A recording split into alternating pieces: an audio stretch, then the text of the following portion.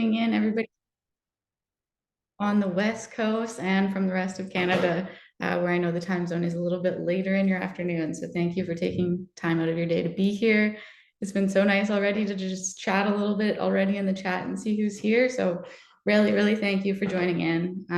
So I'm just going to jump into my slides.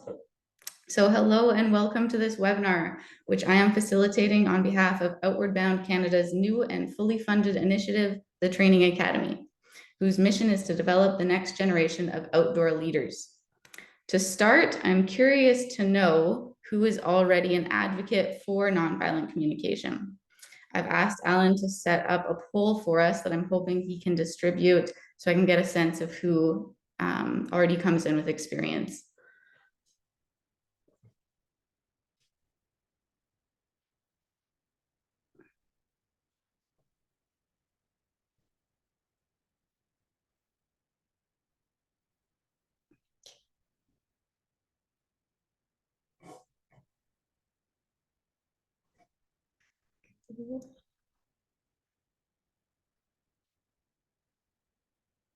Wow, great. Okay, it looks like that's putting us at kind of the half and half mark of people who are keen to learn and people who are really strong advocates already for nonviolent communication.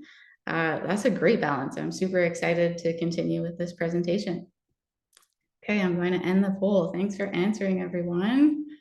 Or I can share the results here. Sorry, I didn't realize you couldn't see them. Okay, there we go. Now you all can see what everyone has said there. We're at about a half and half mark. Okay, now I'll go ahead and stop sharing. Close this, get it out of my way. Okay. So yeah, thank you for taking some time to reflect on why you have tuned in today. I'm very glad that you're all here. Thank you all for joining again. I would like to apologize in advance for the lack of interactivity in this webinar. I've done my best to make it engaging, but of course it would be great to see your faces and hear your voices. I would like to point out, since it is a little bit ironic that this webinar is more of a monologue, true nonviolent communication definitely requires a back and forth of information sharing. It's not just this one-sided speaking the entire time, which you'll see more of as the slides go on. But on that note, please don't hesitate to use the only feature, which is the chat, if you have any comments or questions. I've asked Alan, our recruitment and partnerships manager, to monitor the chat for any pressing comments or questions, and I can address those in the moment. Otherwise, I ask that you please save any non-pressing comments or questions for me to answer at the end. Thank you all again for being here, and without further ado, let us begin. Okay, so here's a little bit about me. If you want to dig deeper into some of my certifications and qualifications, please feel free to do so on the Training Academy website, which I'm going to also link at the end. But I think what's kind of key to take away from this slide is that I do like to be out on the lands and waters of Western Canada. After getting my K-12 BC teaching certificate from the University of Victoria in 2021, I've been really keen on attending and facilitating training related to outdoor education. I think getting people outside is really important. I am also proud to serve on the board of directors for the Legacy of Hope Foundation, whose mandate is to educate and create awareness and understanding about the residential school system. Improving the situation of Indigenous peoples today is something else which I think is really important. And I can tell you all for sure that developing my nonviolent communication practice has made me more confident to go about addressing the things which I think are important. And I sincerely hope that, if not already, nonviolent communication will help you all on your journeys as well. So to acknowledge where I'm coming from today, I would like to introduce chart number 3601. This is my favorite marine chart because it highlights a part of the Salish Sea, which is very close to my heart. This chart hangs on my bedroom wall, underneath my window, between my desk and my bed. Now I'm going to paste a link in the chat for all of you to open in another tab because you'll have the option to zoom in a little bit more to this chart. So I'm just going to post it right in the chat here. I have absolutely no affiliation with NOAA chart maps, but they have a great website that lets you zoom in a little bit closer to this chart. So I've just put it in there. Maybe somebody in the chat can just let me know that they've received it and that they're able to use it properly.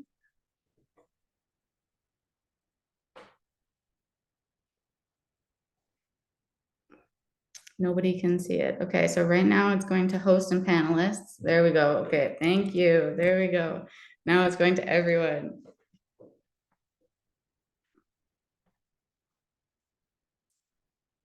Everyone got it. Sweet.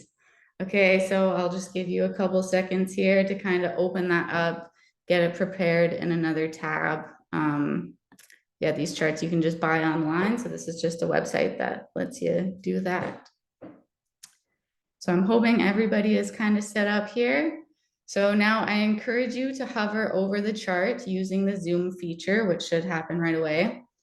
And just listen as I go and try to follow along with me. All right, so start hovering over the lower tip of Vancouver Island. You see, in my blood and bones, I am from Lekwungen territory, an area more commonly known on charts like this as Victoria, British Columbia. My relations here are to the Albany family from the Songhees Nation and the Warren family from the Esquimalt Nation. Having spent most of my life on Vancouver Island, I am a proud member of the Songhees Nation, while European, Cree, Métis, and Ojibwe descent also flows through me. My parents settled southwesterly along the coast of the territory of the Sauk First Nation. So if you go upwards from the word strait, as in the Juan de Fuca Strait, you'll see a river pouring into a basin. Today, that river is commonly called the Sauk River. When my brother and sister were younger, my parents would drive in the front seats and we would go over the silver archway bridge that brings you into the town of Sauk and yell, "Sauk River!" out our windows for the duration of the bridge. I later learned that people from Sauk call it Big River.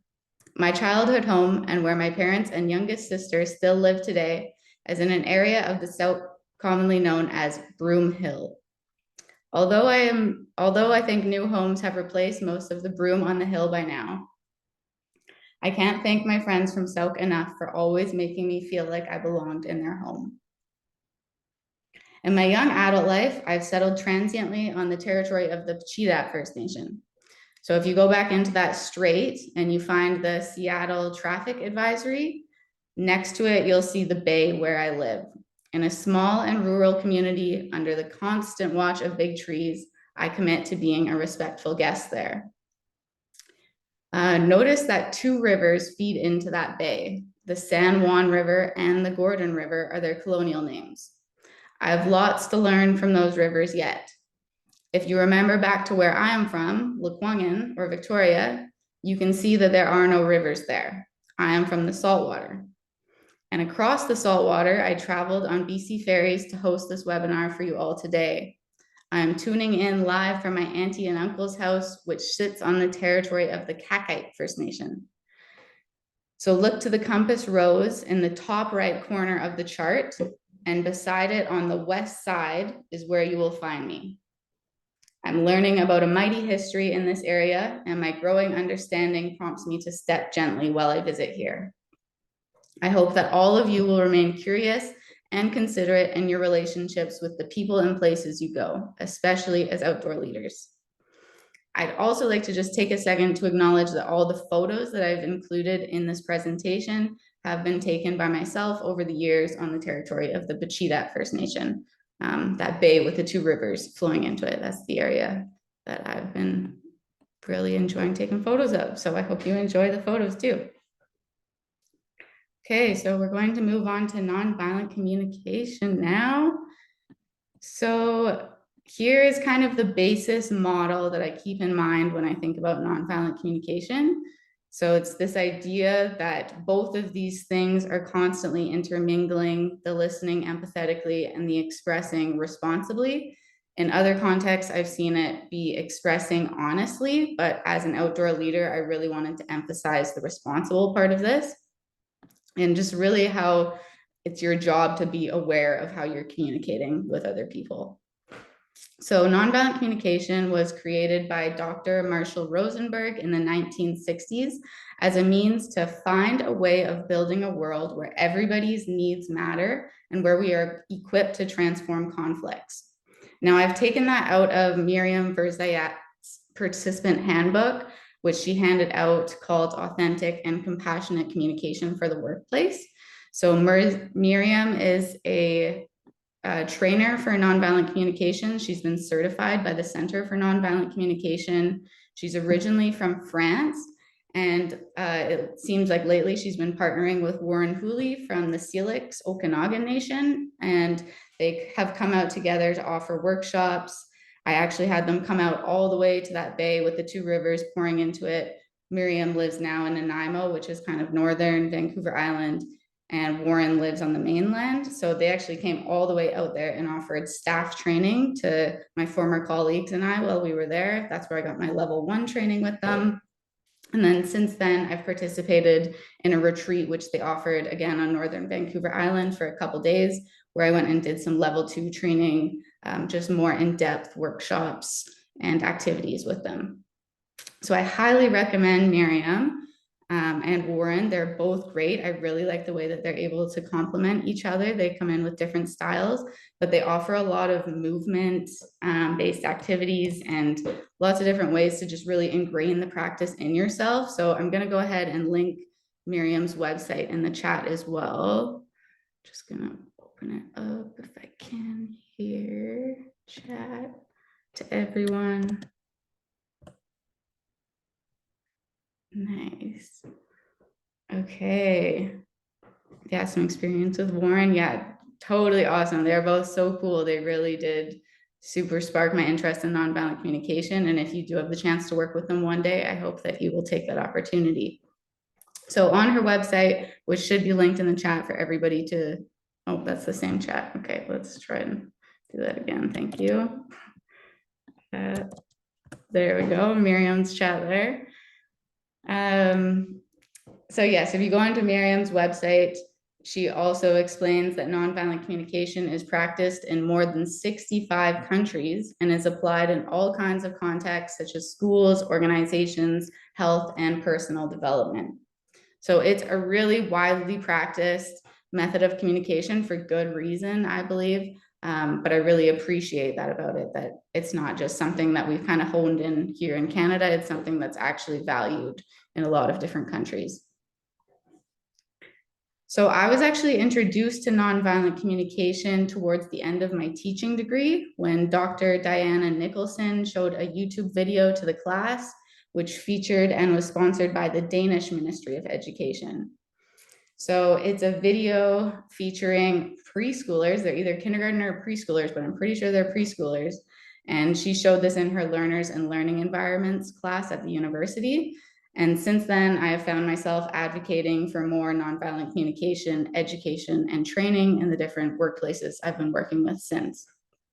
So I'm actually going to show that video that I was introduced to nonviolent communication with in the next slide, because I think that it's just great to see humans actually embodying something. And in this case, it's very young humans embodying huge amounts.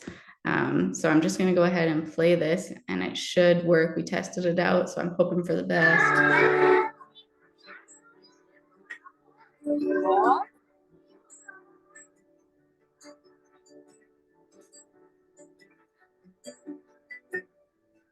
Se jer igen den anden side. Ja. Hvordan har du det med? Du faldt ned ad en trappe, Jørgen. Ja. Jeg blev opmærksom på her inden for det sidste års tid, at vi har alle sammen vores gode grunde til at gå og gøre, som vi gør. At bag enhver handling ligger der et behov. Bag enhver adfærd ligger der en følelse og et behov. Og hvis man kan få øje på det, så kan man bedre bidrage til, at nogen kommer ud af konflikter og pressesituationer på en måde, hvor det føles godt. De holdt mig sådan her herom, og jeg kunne ikke komme væk. Nej, hvad gjorde du så? 0. A var i starten af året en helt almindelig klasse med en del uro og konflikter, som der ofte er i børnehaveklasser med børn, der er forskellige. Der har lige nu været pinseferie, og Jean har i et år arbejdet med IVK, ikke voldelig kommunikation, som redskab til konflikthåndtering. I dag er klassekulturen en helt anden, end da de startede. Ikke bare socialt, men også fagligt. Et godt socialt miljø giver ro til læring. Det var altså ikke bare sjovt. Nej. Jeg sagde jo stop til jer. Men Mohammed sagde ikke, at vi skulle stoppe til mig. Det er ikke en almindelig dag, I skal følge, men en dag, hvor der er afsat tid til at forstå, håndtere og forebygge konflikter. Oh, sorry, I just intended actually just to pause it there and just point out that really preschool teacher, kindergarten teacher, not so different from being an outdoor educator. You really do need to take some extra time in your planning and allocate time to understanding, dealing with, and also preventing conflicts. So just wanted to point that out. That's a huge part of being an outdoor leader. IVK-værktøjer, og hun fortæller om hendes erfaringer efter hendes første år med IVK.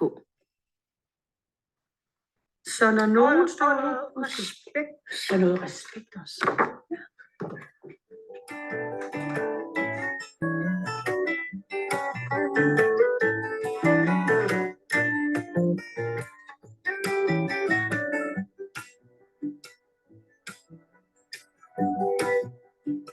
Jeg kan mærke, at det er noget, der ændrer mig personligt. Det er ikke sådan en metode, jeg tager frem og siger, nu er det det her, jeg gør. Det er noget, der er med til at ændre noget inde i mig, og den måde, jeg er sammen med mennesker på. Det er sådan helt grundlæggende. Det tror jeg faktisk er det allervigtigste ved IVK. Jeg kan mærke, at jeg lytter anderledes til folk omkring mig, og jeg selvfølgelig ser børn, og jeg taler også anderledes til folk. Velkommen tilbage fra ferie. Hvad tjekker du ind med? Glad.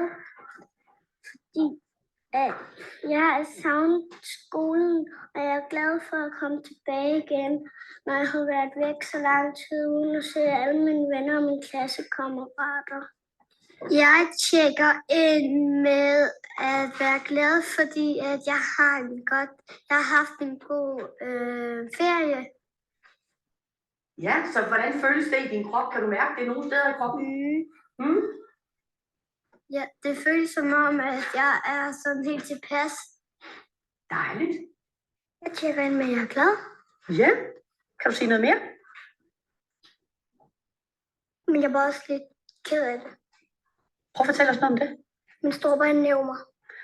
Ja. Mere? Nej, tak skal du have, Christian. Jeg kan mærke en ændring inde i mig, at ro er blevet så vigtig. Fordi det skaber en forandring.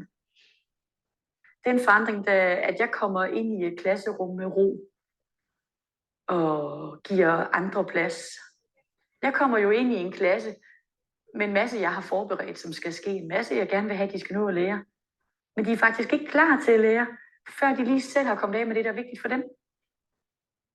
Og derfor har jeg indført nogle små øvelser som check-in for eksempel. I just wanted to highlight there what she was saying about finding her own inner calm. This is super important for you to do as outdoor leaders as well, is to just, you can tell that she's super in tune to her own feelings and needs so that she can show up for the people around her in a good way. And now she's going to introduce some small check-in exercises. And again, that's a great practice to start incorporating into your outdoor programming if you're not already, to just get a sense of how your participants are doing, just to get that stuff off their chest and be able to understand where they're coming from. Nu skal vi lære tallene. Hvorfor skal vi lære dem? Emilia? Ja. Regne og klare os selv. Ja, det er rigtigt. Så i dag spiller vi banko, så vi kan blive endnu bedre til tallene. Og så bliver klokken 10 minutter over 2. De er helt med på, at når jeg kommer, så er der ikke nogen skæld ud. Der er tydelige rammer for, hvordan vi taler sammen. Og hvis jeg står ved siden af, og de er i en konflikt, jamen så ved de godt, at de kan stole på, at de skal nok blive lyttet til. Og at jeg vil gøre mit til, at den anden part i konflikten også forstår dem. Ja, jeg stiller mig lige herover, så jeg bedre kan høre, hvad du siger. Hvad er der sket, Silje? Det er fordi, jeg legede bare lidt, ikke? Og så de holdt mig sådan her herom, og jeg kunne ikke komme væk. Nej. Hvad gjorde du så? Altså, så mødte jeg, at jeg kunne komme fri, og så fangede de mig igen. Ja. Og det kan jeg ikke så godt lide. Nej. Men når børn er oprevne og vrede, kede af det, så forsøger jeg at bringe noget ro til dem. Ved selv at være rolig. Tie stille. Lytte. Stille helt korte spørgsmål. Lad et barn tale ud. Lad et barn græde færdig. Nogle gange lad nogen skændes færdig. Men vis dem, jeg bliver lige her. Og jeg vil gerne lytte til det, I har på hjerte. Jeg vil gerne bidrage og forsøge at hjælpe jer på vej. Spørge til, hvad det er, I har brug for. Hvad kunne du tænke dig anderledes? Men jeg venter. Først kender jeg mod hende, men så hjælper jeg hende. Ja. Hvad tænker du om det, Silje fortæller med at blive holdt fast, og at det kunne hun ikke lide, og hun forsøgte at løbe væk? Så tænkte jeg, det kunne hun ikke lide. Og så prøvede mig og William at prøve at få drengene væk, men så tager vi dem væk, og så løb de efter Silje igen. Okay. Jeg kunne ikke helt finde ud af, om hun var med på, at vi gjorde det ved hende, eller om hun ikke var med på det. Fordi hun havde ikke sagt noget til mig. Nej. Var du i tvivl? Ja. Ja. Når nu hun så kommer ind og fortæller det her, hvad tænker du så? Jeg tænker, at hun ikke var med på det. Ja. Før IVK, så har jeg været rigtig opmærksom på det barn, der gik ud over. Den, der var ked af det. Og måske brugt rigtig meget tid på at guide den anden og sige, du må ikke slå, men i stedet for må du gerne. Der er jeg blevet mere opmærksom på faktisk at få spurgt ind til, hvad sker der? Hvad vil du gerne? Hvordan har du det? Hvad kunne du tænke dig? Hvad kunne du ønske dig? For at stille mange flere spørgsmål til det barn, som har haft en uheldig adfærd. Det synes jeg er en kæmpe forskel. Har du mere Ludvig? Ja, jeg ville egentlig bare gerne spørge, om vi kunne få lov til at tale lidt alene om det. Hvem vil du gerne tale med? Kunne du tænke dig at tale med Silje alene? Silje og Mohammed. Nu er Mohammed også. Hvad siger du, Mohammed, til det? Ja.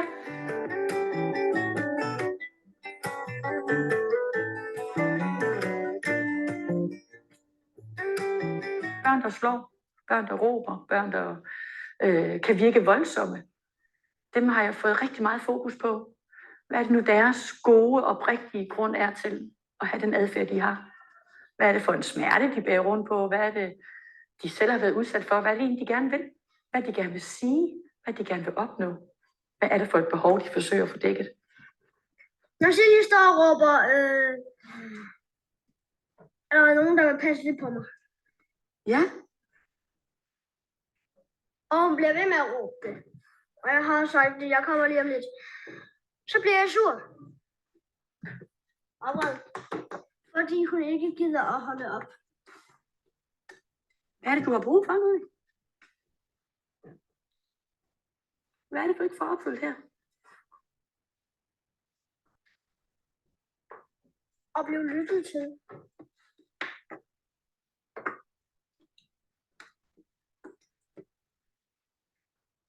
Ja.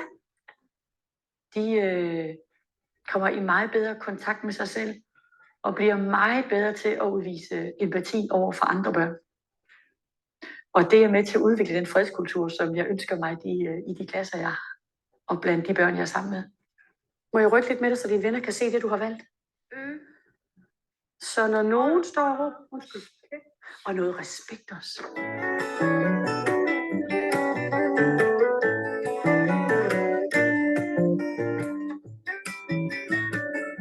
Og når jeg kigger herover på dig, så ser jeg, at du kigger meget i de andres bøger. Kunne du tænke dig noget hjælp til, hvordan man tegner en engel? Eller hvordan man tegner en elefant? Er det det? Selina, er det okay, du kan lige sidde og kaste et par blik over i din bog, for han er i tvivl om? Ja. Har du spurgt hende, Lukas? Om det er okay, du lige kigger? Nej.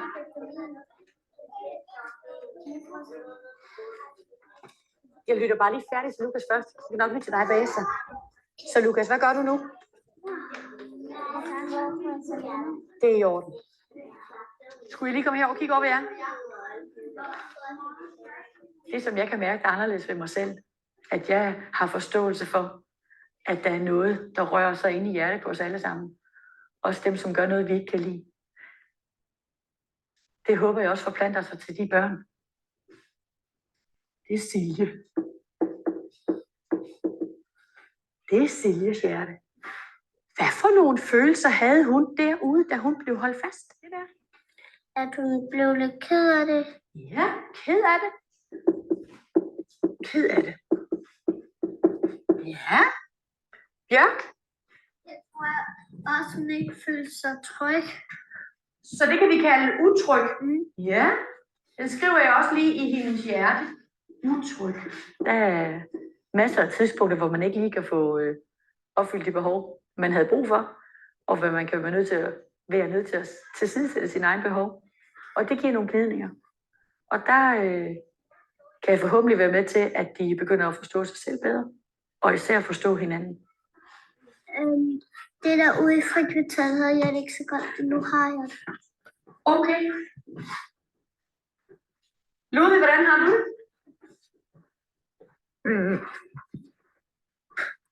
Jeg har det fint nok, hvis vi får opfyldt alle de behov der. Behov for at bestemme selv. Ja, og blive lyttet til. Og blive lyttet til. Ja. Ja.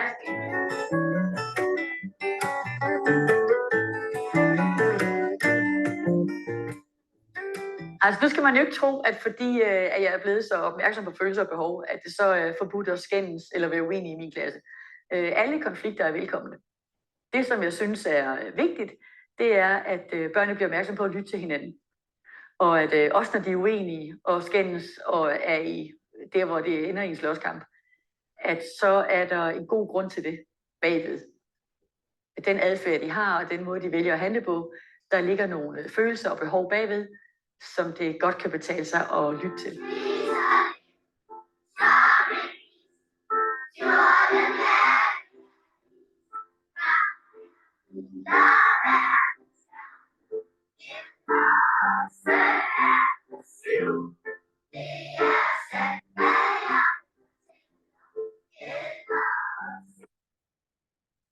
All right, so I hope that everybody here enjoys that video. I could never get tired of watching that video. I just think that it is so inspiring to see what is possible in terms of interacting with people and seeing little humans, which we all were at one point, little kids, and just seeing how they interact with each other is really inspiring for me. So I hope it was for you all as well. If you are interested in watching some more videos, it is a series. I think that there are 3 more in that series. And it also goes on to focus on high school students as well and how you can go about using nonviolent communication in the classroom that way. But I just think that's super relevant to all of us, no matter what we're doing in our work lives. So I hope that was helpful for you. I'm going to go ahead and move on to our next slide here. So I'm kind of going with this tree forest analogy for the remainder of the slides. So I just wanted to highlight this photo here. I've actually gone through and just kind of sketched these all with some watercolor paints. But everybody has an outer shell which masks their feelings and their needs. And I wanted to represent that with the bark here. So of course we all have feelings and needs. That's really obvious, right? We know that they're inside us, but it's sometimes harder to make sense of what's going on inside us. It can take a really long time, sometimes years, to make sense of what our feelings and needs actually are and what needs to be acknowledged and addressed. So sometimes we don't acknowledge our feelings and our needs. And sometimes even when we do acknowledge our feelings and our needs, we can't satisfy them. So we just have a lot going on inside us, and it makes us present to other people. We present these different things to them, and it's going to show up in our bark, however you want to look at it. We all do these very different things when we have unmet needs and different big feelings going on inside us. But I just wanted to point out that if you can go about acknowledging your own feelings and needs, that is, of course, the most responsible thing to do. But sometimes it gets a little bit out of our control, and we are having issues resolving our feelings and our needs. So just go ahead and try to imagine, I'm sure you can, other people or maybe things that you do when you are masking your feelings and your needs. because it can present in so many different ways. There's no one way that a feeling, an unmet feeling, it's going to look different for every single person. But your job as an outdoor leader is to make observations about situations and remove your personal bias from it as much as possible. So you're trying to just observe situations, observe people without casting your own judgments on them, because they have so many of their own feelings and needs going on inside them, just like you do. And they're showing maybe it through an outburst, or maybe they're being super quiet, because it can show up in really any which way. But I just wanted to highlight here that it's your job as an outdoor leader really to remove your judgments and to observe situations as much as possible with as little bias, as little judgment as possible.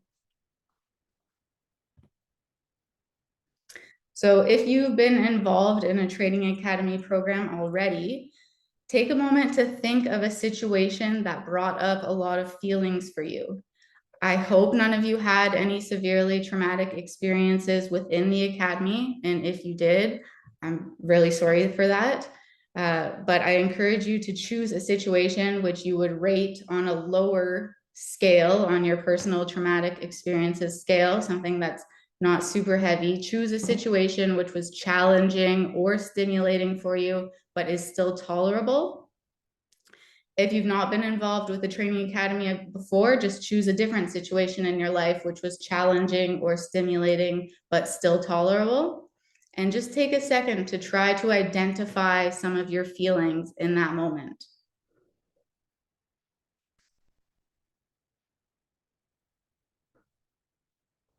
Maybe you're able to identify some deeper needs associated with it too.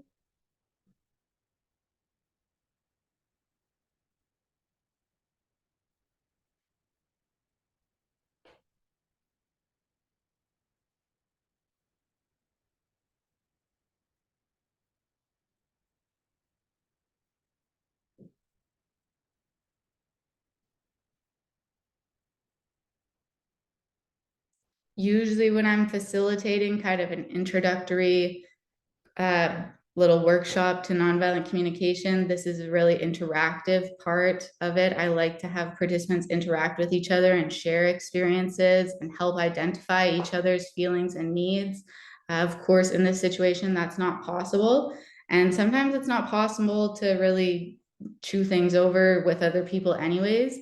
But something that really helps me is to write it down. Sometimes I just need to write down what the situation was if I don't have the opportunity to talk about it with somebody that I trust.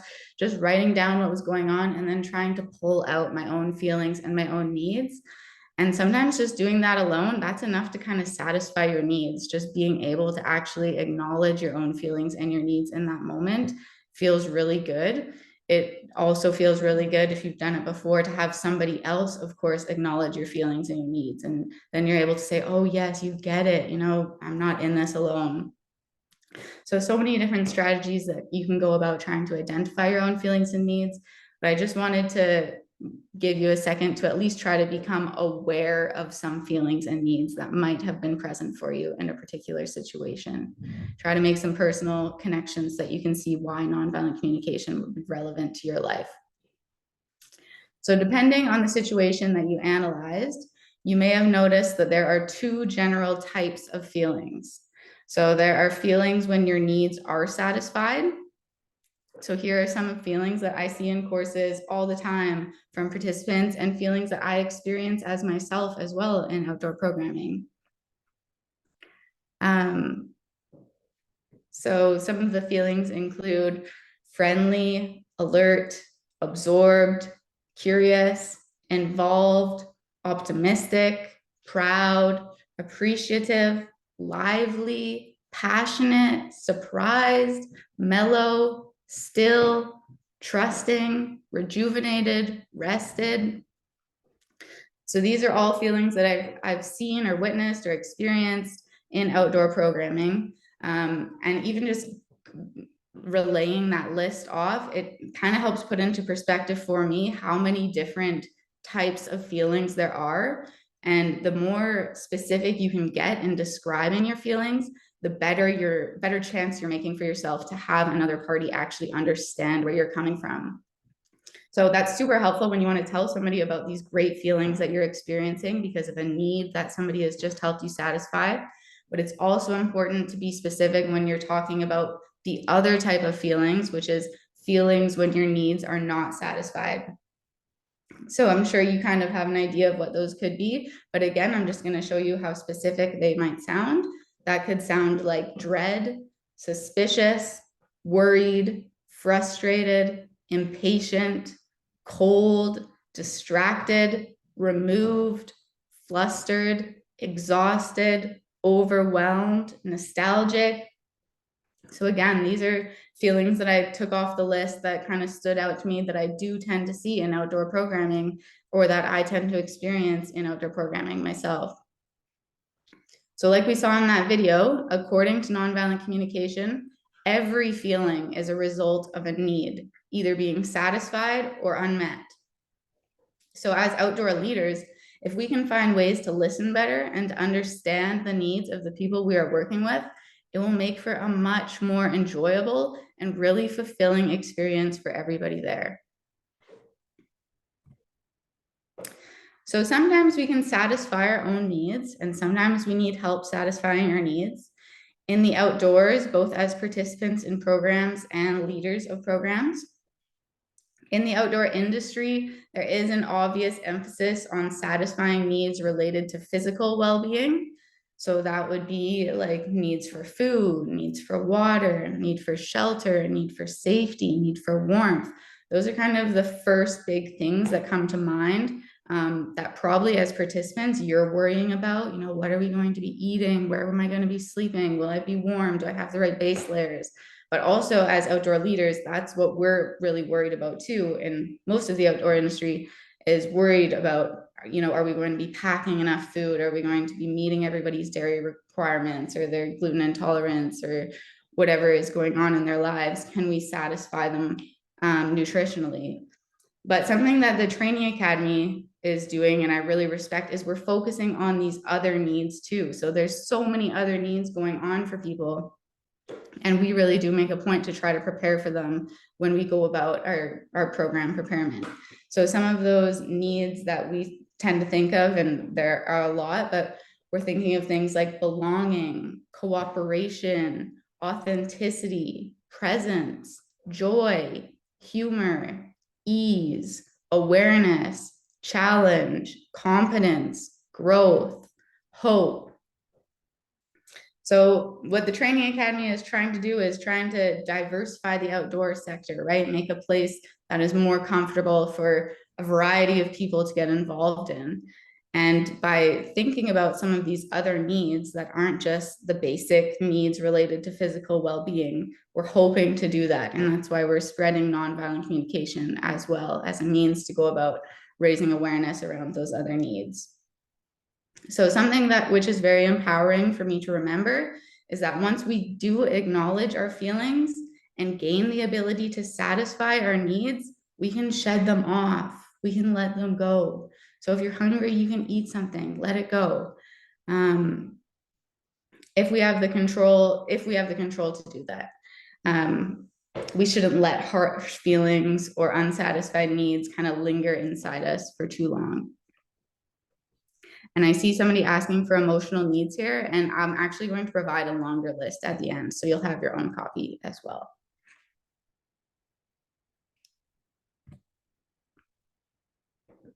So the hope of nonviolent communication is to build stronger relationships with others. That's really the biggest goal. It's internationally practiced worldwide to build stronger relationships between people who otherwise are conflicting in our personal lives and in our working lives. So as outdoor leaders, you have the opportunity to stimulate incredible growth for the people you serve. I encourage you to first and foremost be responsive in addressing your own feelings and needs so you can show up for the people around you in a good way.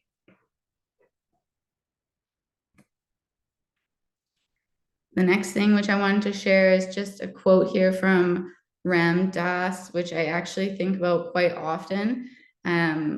So I hope that it kind of sticks in your brain like it does in mine. But it says, when you go out into the woods and you look at trees, you see all these different trees. And some of them are bent, some of them are straight, and some of them are evergreens, and some of them are whatever. And you look at the tree and you allow it. You see why it is the way it is. You sort of understand that it didn't get enough light, and so it turned out that way. You don't get all emotional about it. You just allow it. You appreciate the tree. The moment you get near humans, you lose all that. And you are constantly saying, you are to this or to that. That judgment mind comes in. And so I practice turning people into trees, which means appreciating them just the way they are. I really do appreciate that sentiment. You know, you can't be judging people all the time. Everybody has so much going on in their lives. You can never understand everything that's going on inside somebody. We have a hard enough time understanding everything that's going on inside ourselves. But the biggest thing to take away is please do not judge. Don't judge yourself. Don't judge other people. That is a huge part of nonviolent communication, is just not to judge each other. So when you can, please try to turn that judgment brain off when you're working with other people, especially as a responsible outdoor educator.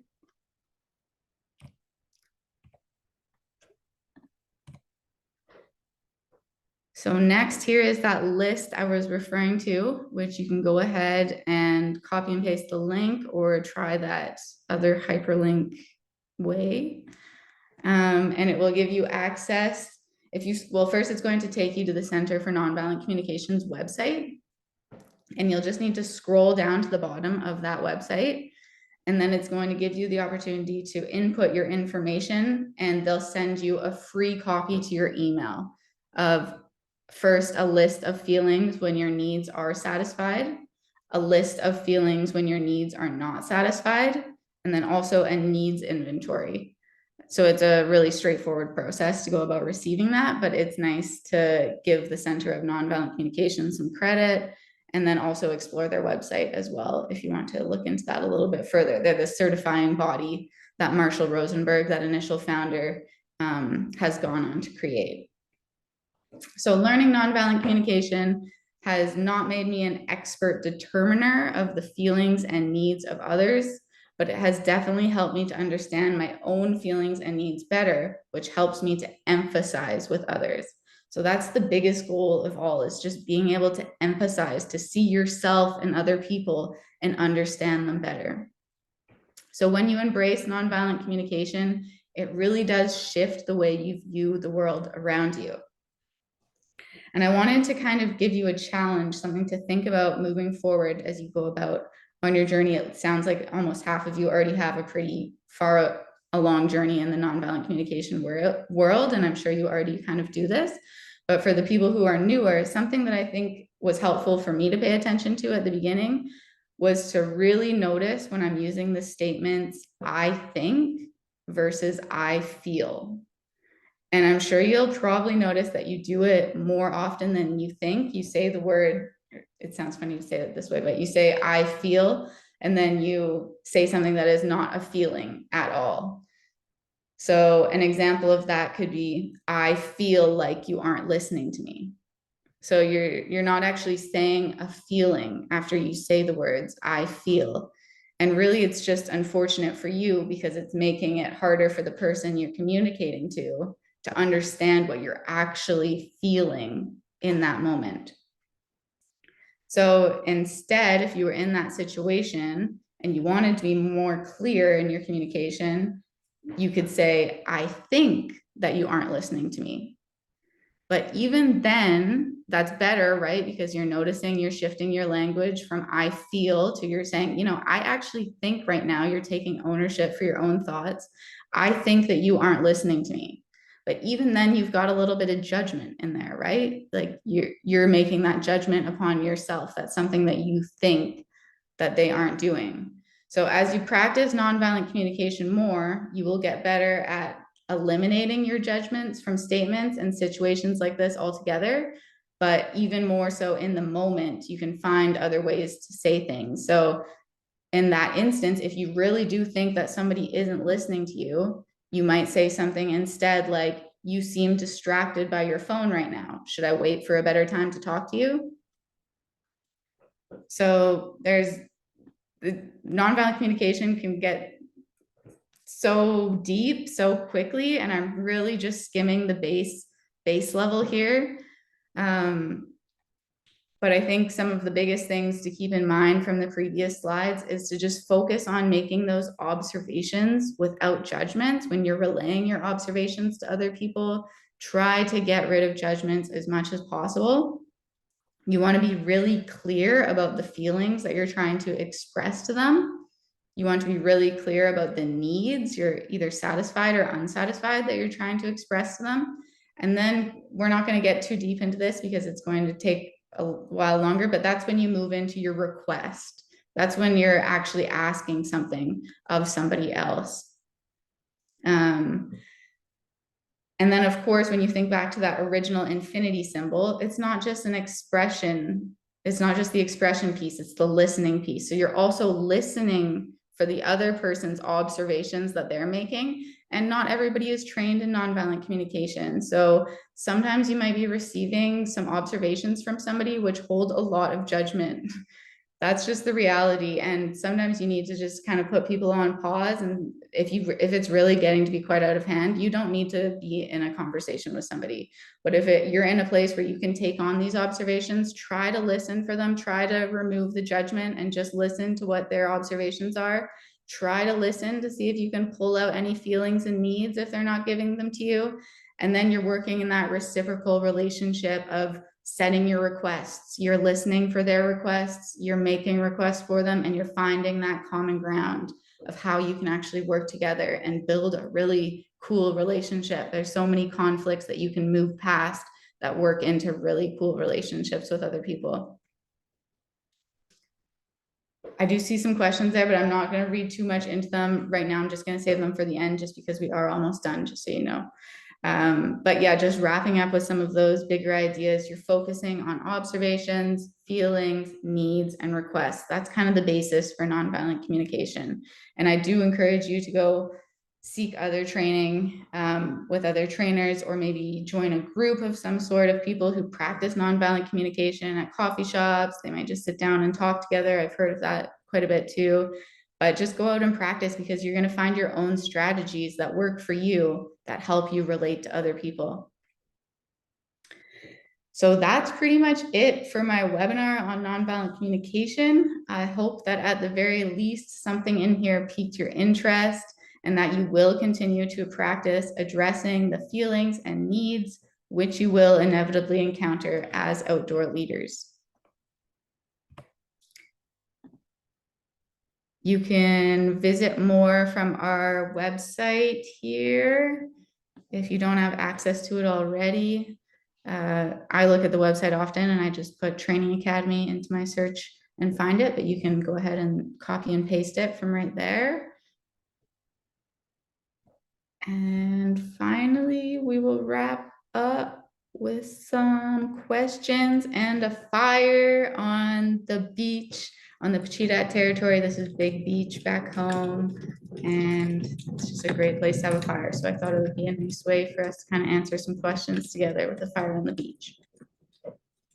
So I'm going to kind of look through the ends of these questions, and then feel free to put any new ones in as well. If you don't have any questions and have somewhere to be at lunchtime or whatever time I guess it is where you are, thank you for joining in today. Really excited to share about nonviolent communication, and I hope we can practice it together in the future.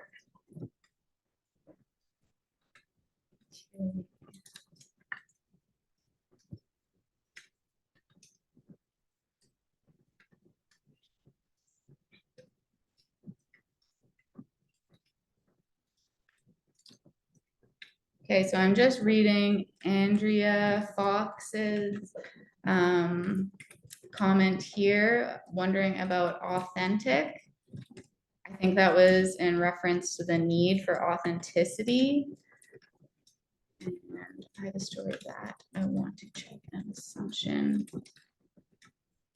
Yeah, I mean, when I'm thinking about the need for authenticity, I'm really just hoping that people are showing up as their true selves.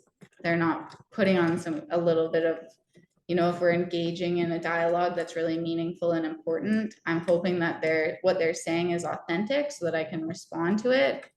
I hope that I'm not having to try to feed around and try to figure out whatever kind of front they're putting up. So I think that need for authenticity is going to be different for everybody. But yeah, it's a good thing to reflect on. What does that mean? That need for authenticity. All of our needs are going to be a little bit different for each of us. Say that differently. How would you say that differently if you were talking to someone who is absorbed in their phone? I would personally wait for a better time to talk to somebody myself, but again, this is kind of up to you to try to figure out. Maybe you can identify in that moment if this is something that's reoccurring for you. You can identify some of your feelings and your needs and have them be really specific and just say, just so you know, these are my feelings and needs in this moment when I see you really absorbed on your phone, and hope that that person is going to empathize with you and will be able to relate to your feelings and needs in that moment, and hopefully be able to dive deeper into that conversation.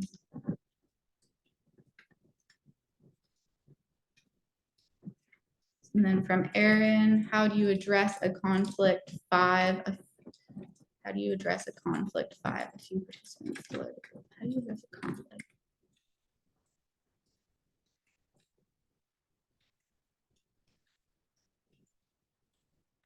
I'm a little bit confused by Erin's question.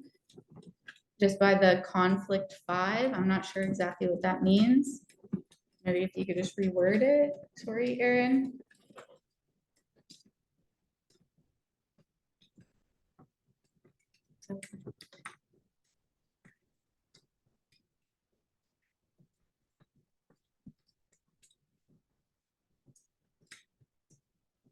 Okay, I'm thinking, if I'm kind of guessing at what you're getting at here, how are you addressing a conflict without going into detail with the larger group?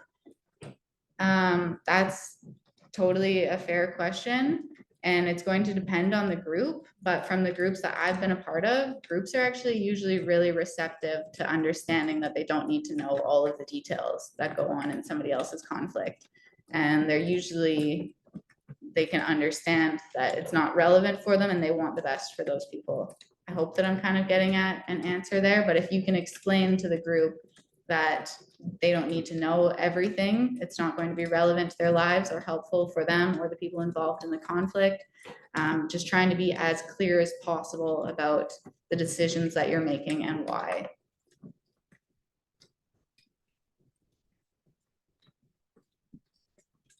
Yeah, somebody asks if they can review the recording. Jacqueline there, of course, please review the recording. I'm sure I was stumbling over my words, so it might be helpful for you to review certain things to make sense of what I was talking about, so please do.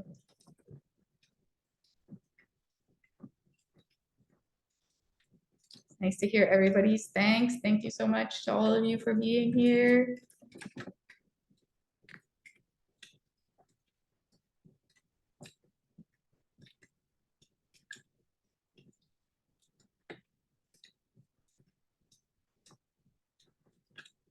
Kate here is asking about how to go about addressing some of these things when a child or participant is really overwhelmed with their external stimuli. Yeah, of course, you get it as a teacher that there are external stimuli that really can be overwhelming for people. I would recommend just trying to listen to their needs. I mean, you understand that they're feeling overwhelmed, but trying to listen to what they need in that moment to help reduce, to get rid of, hopefully shed away that feeling. I don't have really an answer for that one unless, of course, if you're able to remove them from the situation entirely, if it's not benefiting them by having that challenge and you're able to remove them because the overwhelm is just too much, then of course you should do that. But if you do have a chance to kind of just coach them and work with them one-on-one, just really try to listen for what needs they have and see if you can try to provide some of those tools to help them cope with the overwhelming feeling. I hope that's helpful.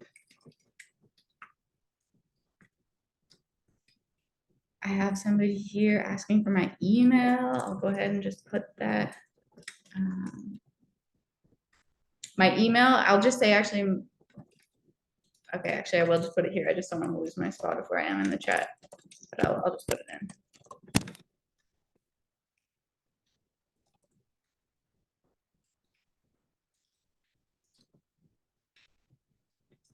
Oh, somebody put it in for me. Thank you as well.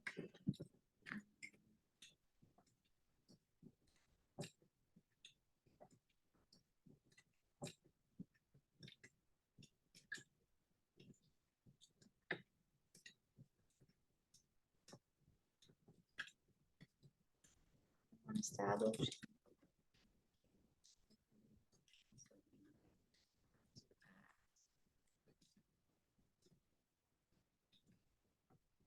Yeah, I mean, in order for nonviolent communication to actually be effective, there needs to be a back and forth of meaningful dialogue, right? So if you're really just not able to get through to somebody, and I see that the term gaslighting is used here, which I've heard a lot lately in the world around us, maybe that's when you just need to actually pause and say, this is not going anywhere. I can't continue this conversation because it's actually serving no purpose. I can't communicate with you and you can't communicate with me back. So unfortunately, we're wasting each other's time. It's an unfortunate way to go, but maybe people will be able to reflect on that and come back to it with more meaningful dialogue.